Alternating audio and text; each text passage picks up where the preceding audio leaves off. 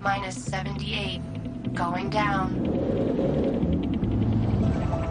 This is a Chicago Underground City Express elevator with direct connections to all residences, shops, and offices below level 50.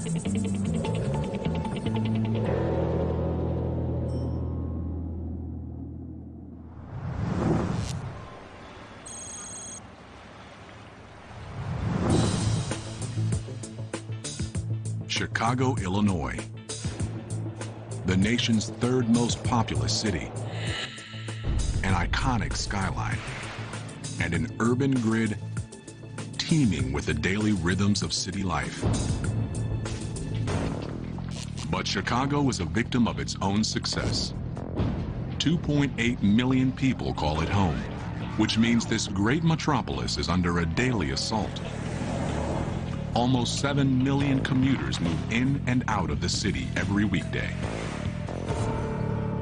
Even the suburbs, once an antidote to the chaos of city life, are clogged with traffic.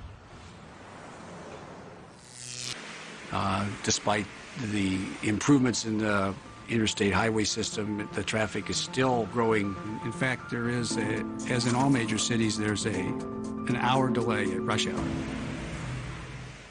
When it comes to traffic, the second city is second only to New York, costing Chicagoland residents nearly 1 week per year of lost time, and the local economy over $4 billion annually. When suburbanites finally make it downtown, they find the L, one of the nation's oldest, busiest transit systems, bursting at the seams. Unable to expand to accommodate a growing ridership and an ever-widening definition of rush hour.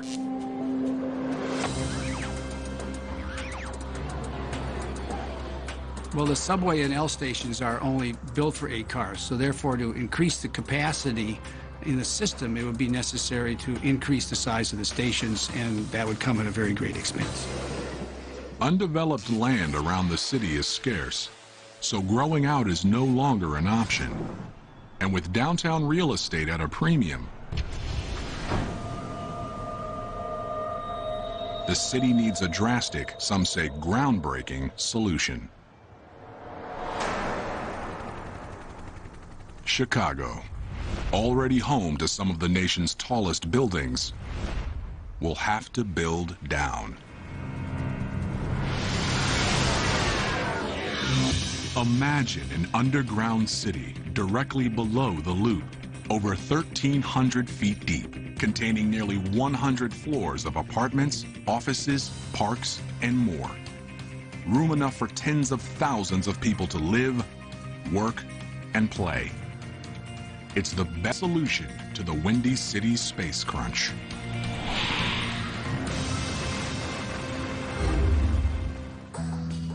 Quite clearly, you can get more people doing something or living or whatever you want to do in this underground space, where now you have very limited space on top. It's an undertaking so big, so innovative, that it will usher in a public works project of unparalleled dimensions, challenges, and dangers.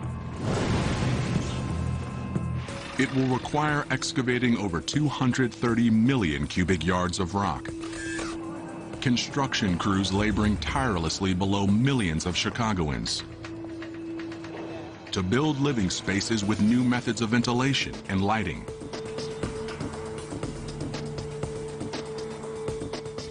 to ensure that the city beneath Chicago succeeds. It won't be easy, but it may be necessary.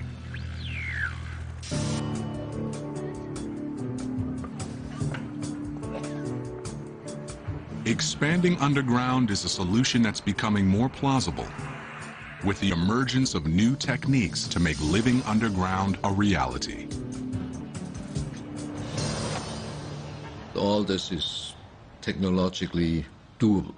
It comes then very quickly down to what is the other side of engineering, is what does this cost and how long does it take to build? Chicago is an ideal place for this bold experiment. From the ashes of the Great Fire of 1871, the city grew to become the epicenter of an architectural revolution, spawning the first skyscraper in 1885 and hosting the most influential World's Fair in history in 1893. By building underground, Chicago will cement its reputation as one of the most forward-thinking cities on the planet.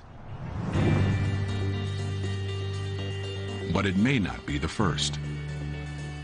Amsterdam is already proposing to make space below ground where none exists above. In this Dutch city, where streetcars, pedestrians, and 550,000 bicycles compete for space along narrow streets, the volume of cars is a growing problem.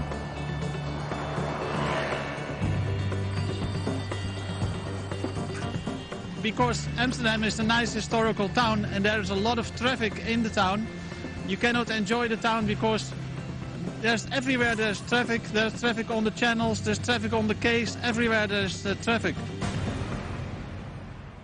Ancient city planners never foresaw a day when their picturesque byways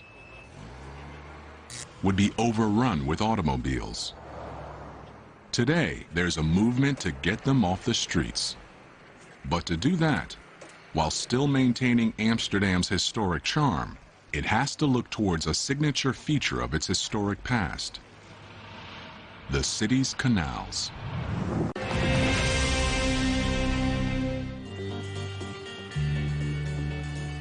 Amsterdam is already proposing to make space below ground where none exists above.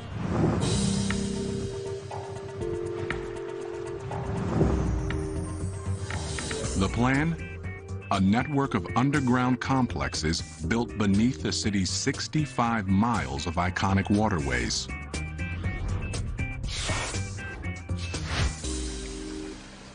So we thought we bring a lot of functions who doesn't need daylight under the ground. Parking garages, movie theaters, and shops, all built beneath miles of real estate that just happens to be filled with water. Working in the canal space is indeed the best option because you make from 1 square meter which has no value, you make 6 square meters which has a lot of value, of course. In fact, the plan will convert over 20 square miles of largely untapped space and provide storage for thousands of cars. But building in Amsterdam requires sensitivity to the city's unique architecture. Amsterdam's streets can't be choked with construction equipment. Some are so narrow that the massive trucks needed to build underground won't even fit. We don't want to have any trucks in the town because that gives an awful lot of mess and we don't want to mess up this nice historical town.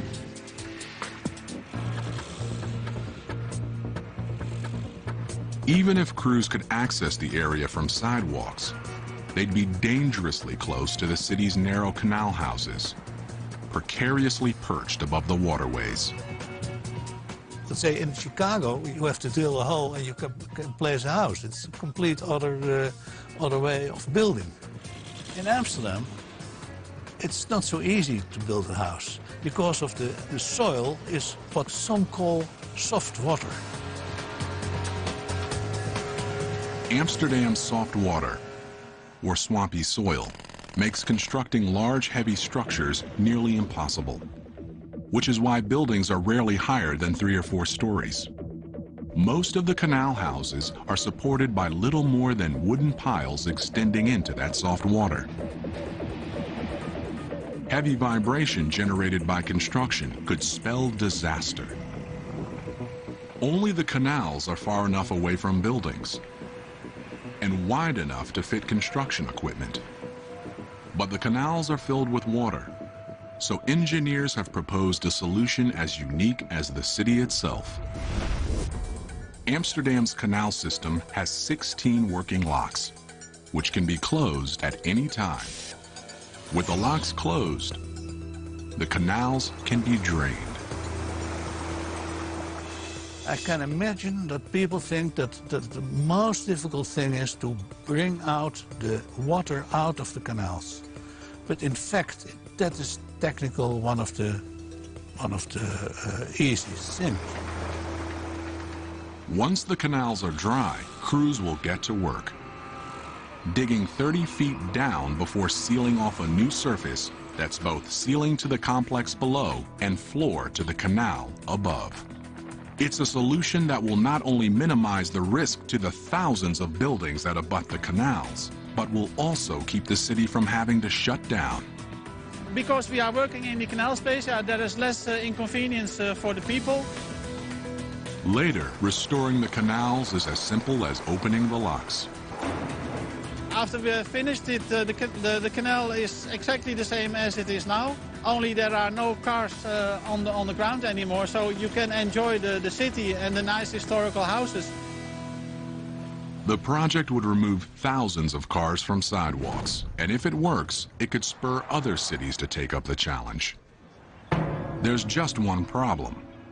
Few cities have canals from which to access their downtowns. In Chicago, there's simply no way to dig up streets without paralyzing the city and infuriating millions. People are afraid of change. That's difficult.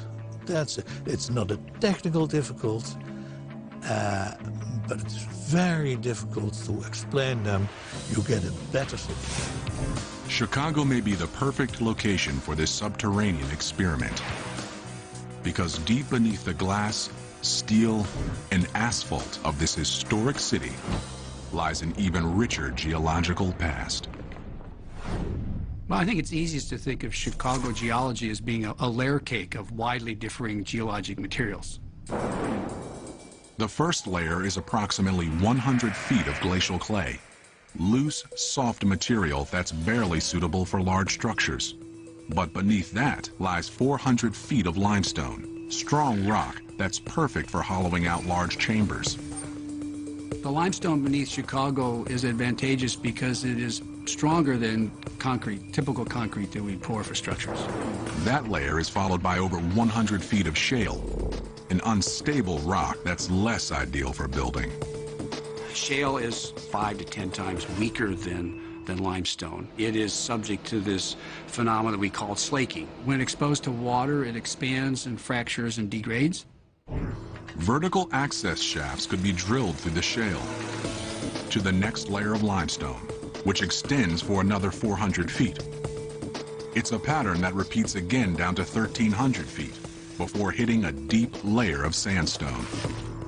The top of that sandstone is weak, very weak, so weak, in fact, that it can be mined with a fire hose.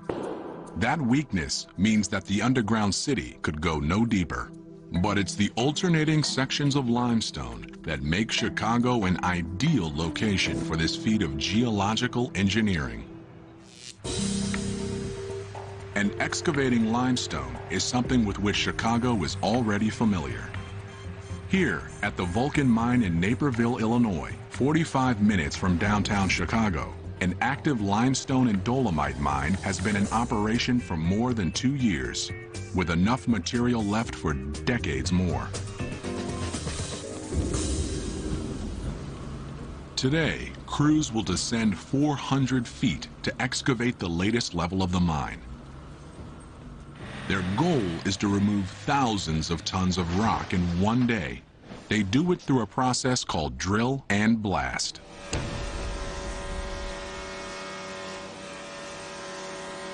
The drilling is taken care of by the Fletcher J352 LS.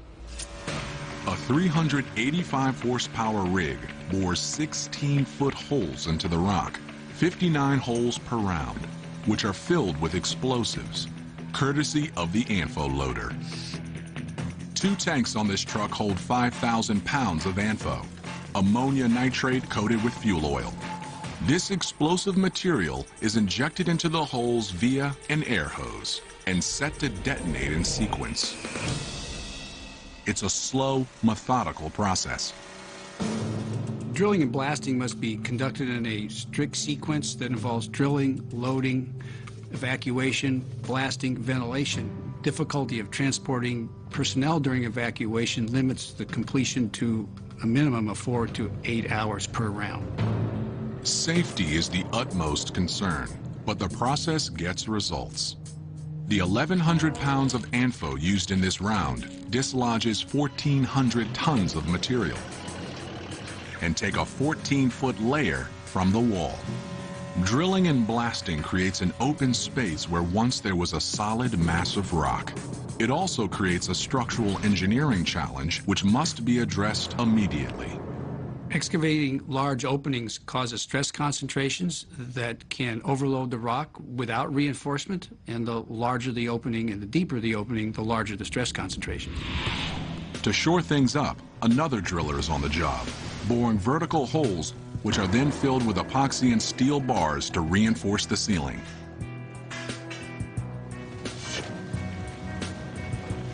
After the blast,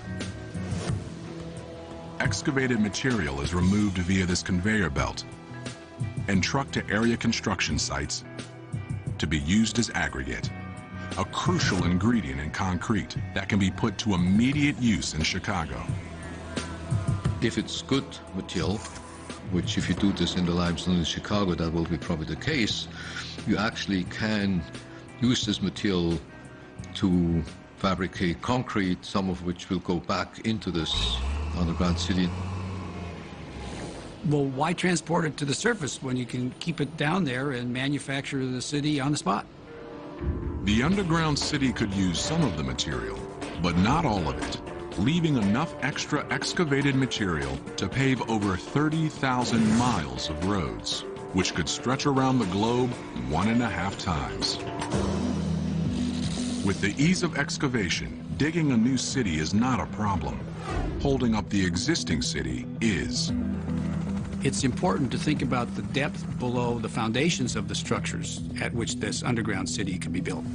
The issue is that under these high-rise buildings, you have the large diameter piles, and under these large diameter piles, you have high loads. Chicago's tallest building, the Sears Tower, soars to 108 stories, 1,450 feet into the air. Holding it up, 200 piles extending nearly 100 feet into the ground, sending the building's load into the surrounding rock. And that's just one building. Beneath Chicago lies a virtual forest of foundations and piles. Dig too close to them, and the buildings they support could be in trouble. If you were to dig a hole right under the end of the pile, the lower end of the pile, quite clearly that would collapse. For safety's sake, the first level of the underground city must be positioned hundreds of feet beneath the lowest pile. But getting there without closing city streets, rerouting miles of train lines, or redirecting sewage tunnels, water pipes, and utilities would be an enormous challenge. Avoiding them altogether would be the easiest, cheapest option. To access the underground city, it would be important to construct that in an area where there weren't structures and utilities already. Unable to disturb the city life above, crews will have to begin their access to the worksite from miles away. Another possibility would be to provide this access with an incline instead of coming in vertically. Starting from outside the city center, crews and equipment will tunnel downtown, a journey that would stop nearly 300 feet below the center of Chicago. Deep enough to avoid building foundations and city infrastructure. There, they will begin a drilling and blasting routine to construct the first level, a staging area for building even deeper. But as they do, they'll have to make sure that the walls of this new subterranean metropolis are strong enough to hold back the water of mighty Lake Michigan. Chicago is famous for two things. It's big and it's cold. But one place that's bigger and colder is Moscow. With 15 million people in the metropolitan area and over 3 million cars causing some of the worst traffic in the world, Moscow's explosive growth is putting it on a crash course with catastrophe. The real #1 priority right now is to get rid of the transportation collapse in the city and the constant traffic jams. To cope, the Russian capital has nowhere to go but down. Moscow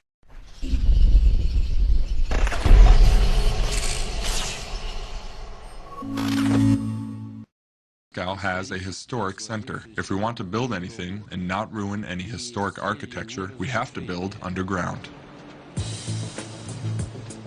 Russia is in the middle of an underground construction boom with 2 new projects that aim to save the city from its own success.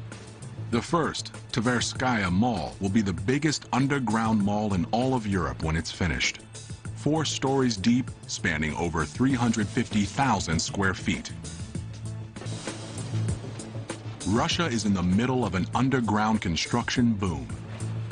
The first, Tverskaya Mall, will be the biggest underground mall in all of Europe when it's finished. But building it means redirecting nearly 294,000 cars that creep through adjacent streets each day. And crews must work perilously close to traffic.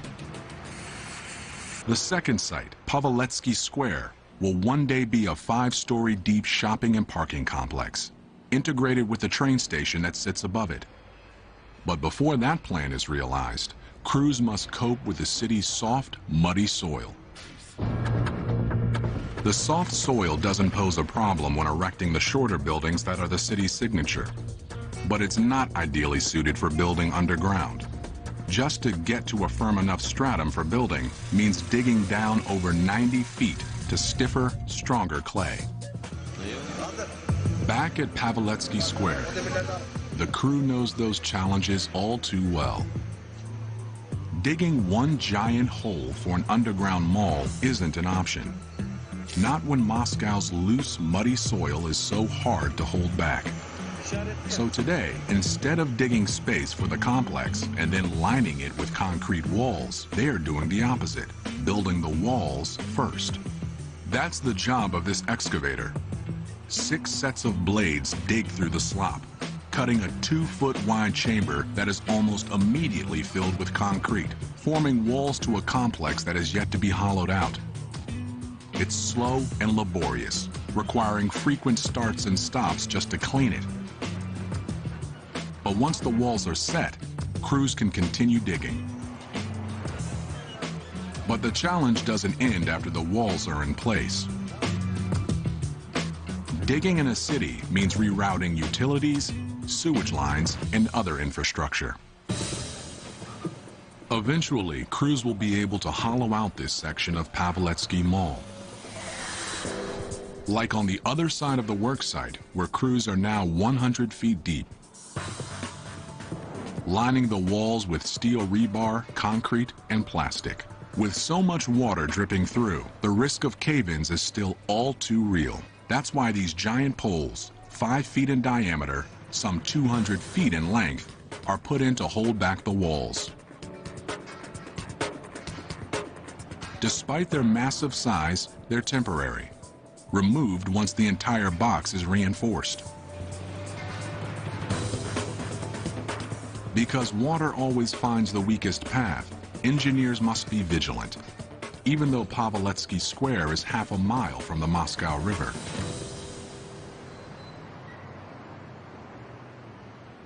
Imagine the dangers crews would face halfway around the world, back in Chicago.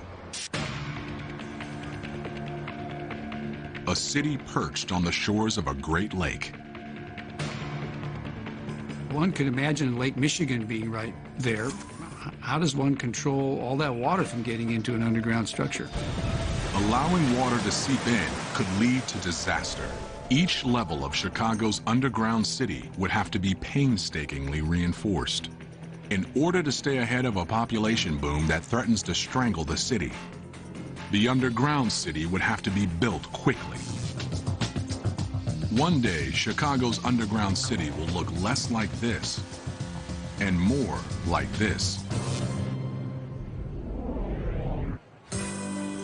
Ochotny Ryad, Moscow's biggest underground mall. With 3 stories of shopping and dining, it's a place where thousands of Muscovites can escape the cold. It's just like Chicago's underground city of the future. The mall is hidden in plain sight, mere steps from the center of the city. For Chicago's underground city to even begin to approach the comfort of Moscow's underground mall, it will have to address a huge issue. In any mine, air quality is a priority. During construction, engineers can employ a ventilation method in use at the nearby Vulcan mine. This vertical shaft works to pull air in from the mine's access tunnels and directly up, making sure that dust and other contaminants don't linger for too long. This is a system meant to provide comfort and security to dozens of miners working 10-hour shifts. Replace them with thousands of residents living underground 24 hours a day, and the ventilation needs become far more complex. People will have to occupy these spaces for 50 to 100 years, whereas miners occupy the spaces for single digits of years as opposed to multiple decades.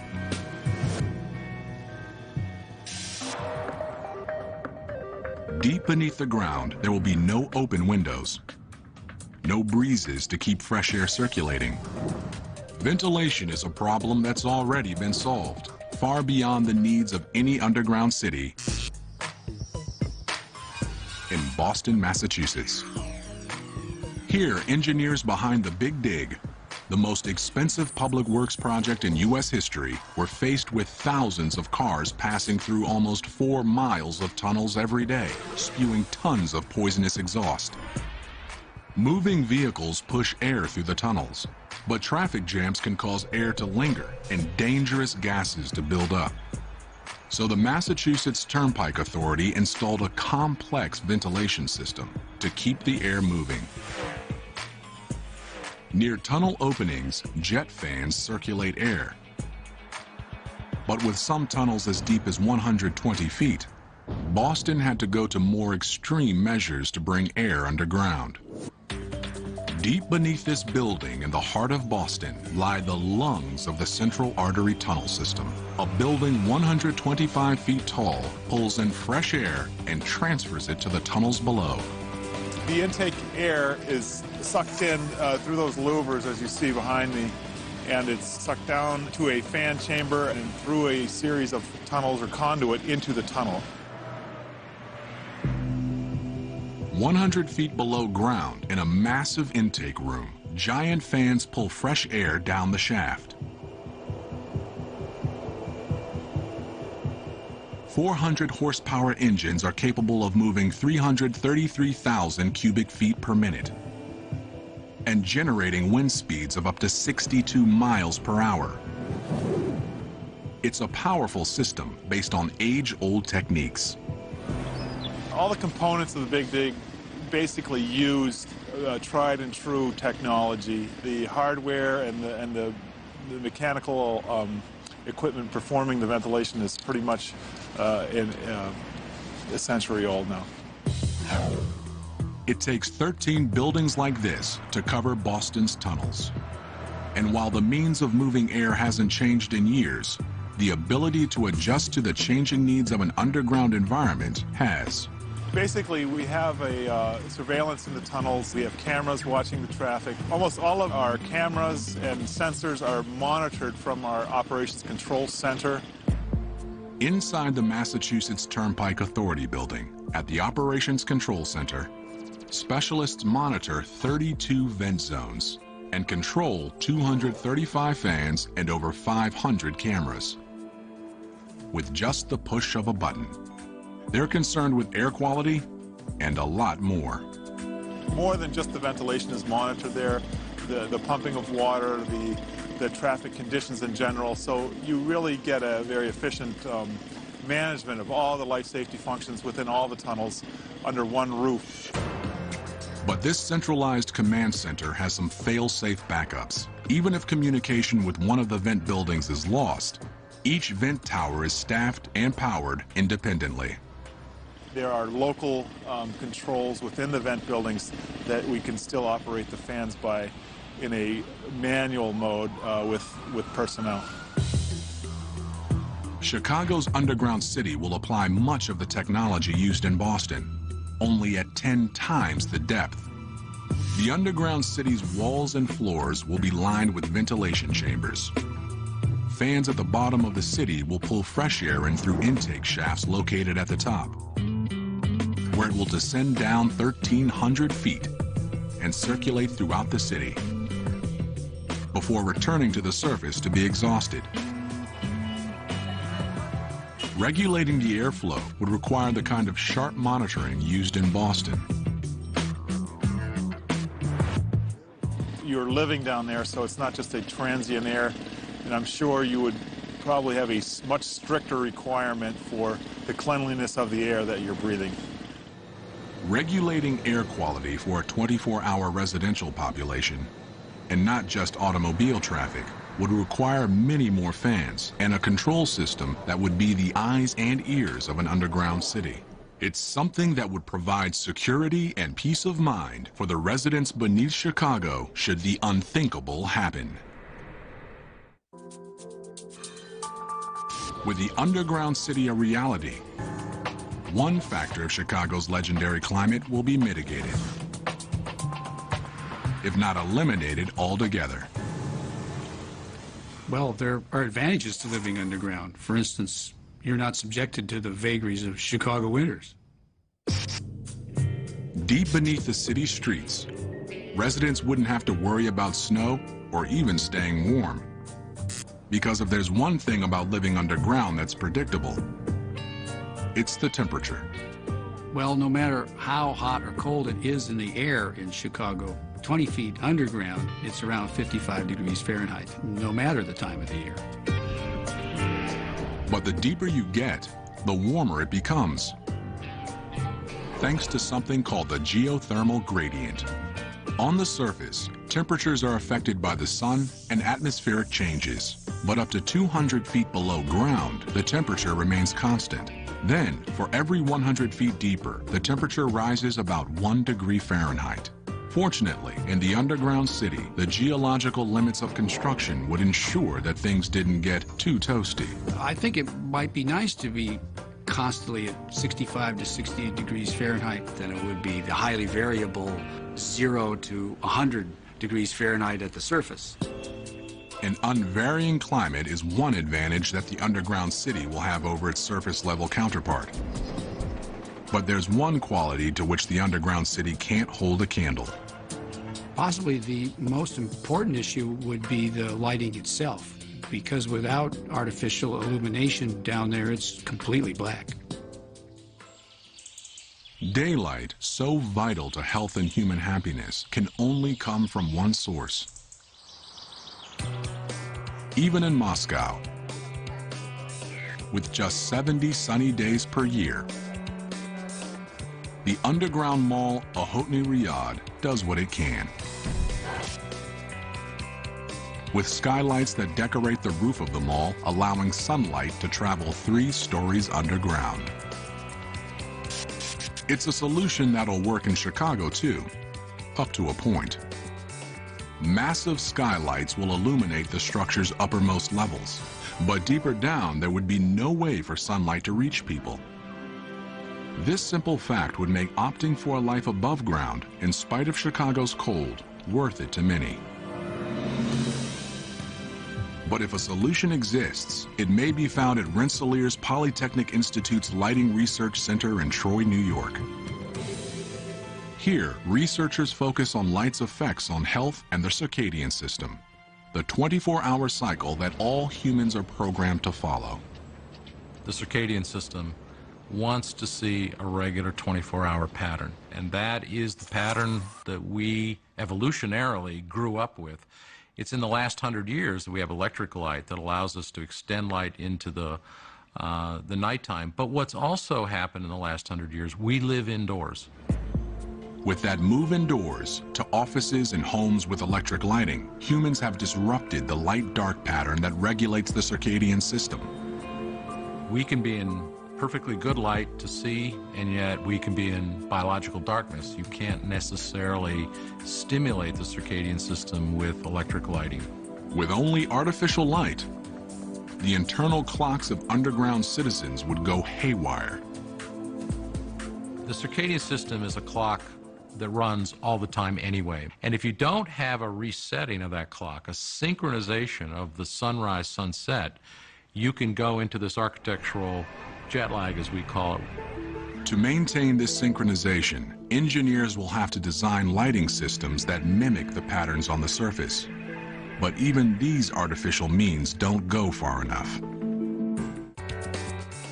Massive skylights will illuminate the structure's uppermost levels, but deeper down there would be no way for sunlight to reach people.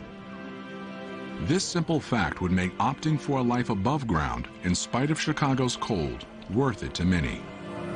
Engineers will have to design lighting systems that mimic the patterns on the surface. But even these artificial means don't go far enough. It is important not just how much light you get, but when you're getting the light and what kind of light you're getting. In the Light Research Center's lab, a test measures light's effects on brain activity. Hooked up to an EEG, a subject is exposed to different wavelengths of light. While all wavelengths stimulate the brain, blue light is the most effective. The reason why we're working with blue light is because we have shown that the circadian system is maximally sensitive to blue light. That may be because the color of the sky has programmed our brains to respond to the blue wavelength of visible light. RPI has found that the need for blue light is so ingrained into human DNA that it only takes a small amount to trigger alertness. So this way you can effectively achieve the same result in reducing melatonin levels or increasing brain activities with less amount of power or with less light. So it's an energy efficient way of impacting the circadian system. That energy savings would preclude the city from having to bathe common areas in blue light or from running ultra-hot lights to simulate sunlight. Instead, residents could take a more personal approach. Blue light is so effective for the circadian system. We can get very low levels of blue light and be able to impact the circadian system. Brief exposure to blue light is as effective as using a more common method for waking up. What you can do is, just like a cup of coffee, you can use light for 15 minutes, 20 minutes to perk you up and to give you some alerting stimulus. There would be lots of opportunities to manipulate that light in such a way that it can provide a sense of daytime and nighttime, can provide a sense of change, and can provide a sense of difference that makes life enjoyable. It's the differences in life that I think we find attractive. It's not only life below Chicago that would begin to improve. At street level, the city will find smaller crowds, less traffic, and a transportation system more able to cope when people are no longer commuting from outside of the city, but from underneath it. Well, the city could be beautified if much of it were placed underground. Placing the major functions underground will allow us to think more expansively of the most appropriate uses of the surface land. That's just what happened in Boston after the Big Dig. The city has been knitted together again, if you will. Some of the surface land has been reclaimed for public use versus having an elevated highway on it. There are now parks where there were steel structures before. Those above-ground improvements could go a long way towards generating support to expand the underground city. But continuing to hollow out the ground beneath Chicago's skyscrapers could be met with opposition. So the underground city will have to navigate uncharted territory. Well, the state of Illinois owns the lake bottom from the shore outward, and there are no buildings there. Perhaps it might be a great deal less expensive and more quickly realized to actually excavate the underground city indexed over by the lakeshore. By connecting a new network of underground chambers to the existing underground city, urban planners could create a mirror image of the city beneath the lake. in terms of changing the way in which the world thinks of Chicago. It might move it out of the realm of its current beautiful vertical skyline to thinking about maybe its underground skyline. There's just one problem. The first part of the underground city was built without anyone living there. The challenges that once only affected crews could now have an impact on thousands of permanent underground residents. You'll never be able to see the complete picture underground as you will above ground. So the unknowns are basically higher, and you have to deal with that during construction. Most important issue to address would be the possibility of any types of historic gas deposits that are located there.